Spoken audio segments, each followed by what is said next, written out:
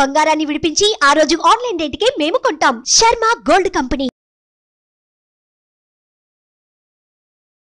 ప్రేక్షకులకు నమస్కారం. నేను మీ జాహ్నవి. హిందువులకి అన్నీ ఉన్నాయి. వేల సంవత్సరాల సంస్కృతి, ఇప్పటికీ మన జీవితాలకు ఉపయోగపడే ప్రాచీన విజ్ఞానం, అద్భుతమైన దేవాలయ వ్యవస్థ, ఇలా మనకి లేనిదంటూ ఏదీ లేదు. కానీ నేటి హిందువులకి కావలసిందల్లా ఒకటే, అదే సామాజిక, ఆధ్యాత్మిక, రాజకీయ చైతన్యం. అటువంటి చైతన్యాన్ని కలిగించడానికి అలుపెరగక కృషి చేస్తున్న సనాతన ధర్మ ప్రచారకుడు రాధా మనోహర్ దాస్ గారు ప్రస్తుతం మనతో ఉన్నారు. మనకున్నటువంటి ఆధ్యాత్మిక సనాతన ధర్మ సందేహాల్ని గురువుగారి మాటల్లో అడిగి తెలుసుకుందామా? నమస్కారం గురుగారు. హరే కృష్ణమ్మ. బ్రాహ్మీ ముహూర్తం గురించి చాలా ప్రత్యేకం. సో బ్రాహ్మీ ముహూర్త విశిష్టత ఏమిటి? ఈ రోజుల్లో యువత సనాతన ధర్మం వైపు అడుగు పెట్టాలంటే బ్రాహ్మీ ముహూర్తాన్ని ఎలా ఉపయోగించుకోవాలంటే? ఎవరైనా అమ్మ బుద్ధిమంతుడు లేనివాడు ఉదయం లేస్తాడు. అంటే ఉదయం బ్రాహ్మీ ముహూర్త సమయం 4:30 నుంచి 6 మధ్యలో.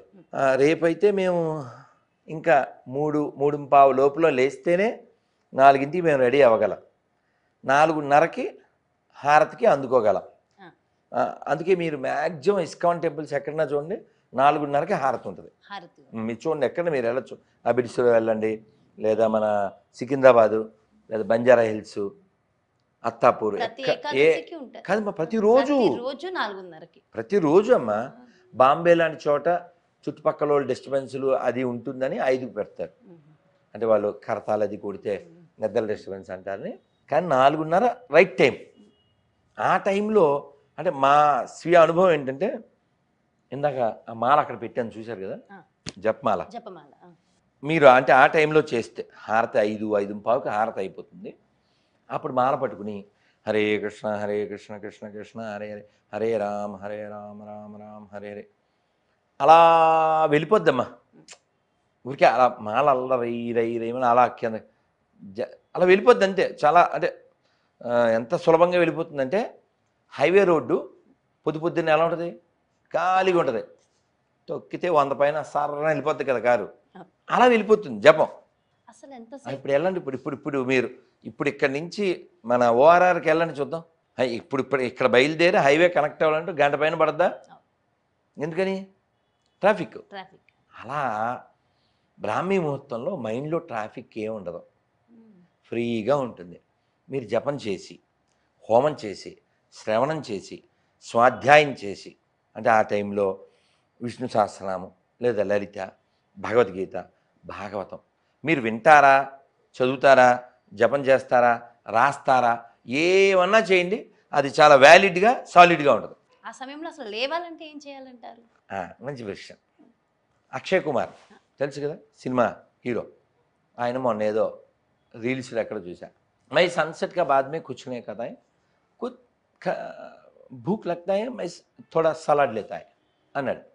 ఇంకా ఆవిడెవరో హీరోయిన్ వాళ్ళు ఏవో చెప్పారు వాళ్ళు, after sunset we don't eat. ఇప్పుడు నేను ఉన్నాను, మధ్యాహ్నం భోజనం చేస్తా, ఇంకా రేపు ఇంచుమించు మధ్యాహ్నం వరకు ఇంతే నీళ్ళే. గురువుగారు ఏం తీసుకుంటారని అడిగినప్పుడు అసలు ఏమీ తీసుకోరు, కేవలం వాటర్ మాత్రమే. అంతే. సాధ్యము నాకు ఇంకా అర్థం కాదు. ఎందుకు మీరు చూస్తున్నారుగా లైవ్లో, వాటర్ ఇంతే అమ్మా, సరిపోతుందంట. ఇంతే. చాలా తప్పకపోతే పండు తీసుకుంటా, చాలా తప్పకపోతే ఇంకా ఇప్పుడు ఇక్కడ నుంచి ఇంకో ఇంటర్వ్యూకి వెళ్ళేది అనుకోండి, ఎగ్జాస్ట్ అయిపోతాం కదా, అలా అలసిపోతే ఏమవుతుందో 2 పళ్ళు తీసుకుని అలా సర్వైవ్ అవ్వడానికి మాత్రం తప్పక తీసుకోవాలి తప్ప వాడు ఇడ్లీలు దోశలు తినడం అది డ్యూటీలా అసలు తినకూడదు. మరి నేను కనపడుతున్నానుగా, నేను బోల్డ్ ట్రావెల్ చేస్తాను, అంటే ఇది మైండ్ ట్యూన్ అయిపోయింది మీకు. నేను అదే చెప్తా, అబ్బ పొద్దున్న టిఫిన్ తినాలి, తర్వాత కాఫీ తాగాలి, తర్వాత భోజనం చేయాలి, సాయంత్రం స్నాక్స్ తినాలి, అదేదో రూల్ లాగా. మీరు ఇప్పుడు నేను రాత్రి వచ్చానా, 1 గంట అయింది, స్నానం చేశాను, స్నానం చేయగానే ఆ వెయిట్ మెషిన్ ఉంది, వెళ్ళి నుంచుంటాను. ఎంత ఉన్నాను?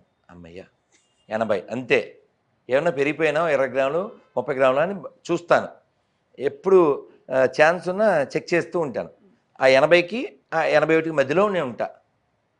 అలా కానీ మనం ఒక వారం రోజులు 2 పూటలు తినేసాం అనుకోండి, హిట్ 85కి వెళ్ళిపోతాం.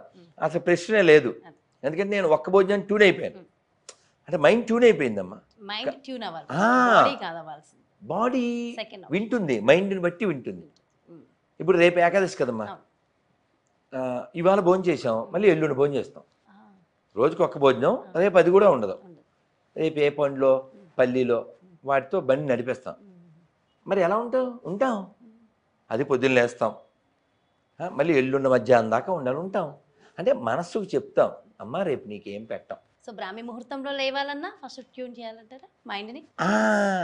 ఇప్పుడు ఆ ఆన్సర్ ఇక్కడ ఫుడ్ దగ్గర ఎందుకు చెప్పానంటే, నువ్వు రాత్రి 11ంటికి జొమాటోలో టమాటా బాత్ ఆర్డర్ ఇచ్చి తినేసావు అనుకో, 3ంటికి ఎలా లేస్తావు చెప్పండి? లేస్తారా? లేవలేం కదా. తినకపోతే ఆకలిస్తూ ఉంటుంది. ఈ ప్రశ్న నాకంటే పెద్ద ఆయన, ఆకలేస్తుంది కదండి బాబు, ఎలా నిద్రపడద్ది అన్నారు. ఇంకంటే ఇది మనకి బెంగ ఉండాలమ్మా, చింత ఉండాలి. ఇప్పుడు వీళ్ళకి నేను ఎప్పుడు చెప్పాను, మధ్యాహ్నం చెప్పాను, ఒరే నువ్వు 3కి లే, ఓకే, వాడి పైన స్నానం చేస్తాడు, నువ్వు 3:30కి రెడీ అయిపో, నువ్వు 4కి రెడీ అయిపో, 4 లోపల రెడీగా ఉండాలి, సరేనా? ప్రిపేర్ అయిపోవాలి మనకు మనం. వీళ్ళకి ఎప్పుడు ఇవాళ మధ్యాహ్నం చెప్పేశా, రేపు పొద్దున్న 4ంటికి క్యాబ్ ఎక్కే దానికి వాళ్ళకి ఇప్పుడు చెప్పేశాను, పైన బాత్రూమ్ వాడు వెళ్తాడు, ఇక్కడ మీరు ఇద్దరు రెడీ అయిపోవాలి, 3:30కి ఒకటి రెడీ. అంటే ఏంటి దీని అర్థం ఏంటి? మైండ్ రేపు మంగళారతి 3ంటికి లేవాలి, నేను అలారం పెట్టేసుకున్నాను తెలుసా ఆల్రెడీ. సో చూసారు కదండి, ఎంతో చక్కటి విషయ పరిజ్ఞానాన్ని, ఆధ్యాత్మికత మీద మనకు చక్కటి పట్టుని కల్పించేలాగా ఎంతో చక్కగా నవ్విస్తూ మంచి విషయ పరిజ్ఞానాన్ని అందరికీ అందించారు కదా గురువు గారు. మరో ప్రత్యేకమైన కార్యక్రమంతో, మరో ప్రత్యేకమైన ఇంటర్వ్యూతో మళ్ళీ మీ ముందుకు వచ్చేస్తాను. నమస్కారం, మీ జాహ్నవి.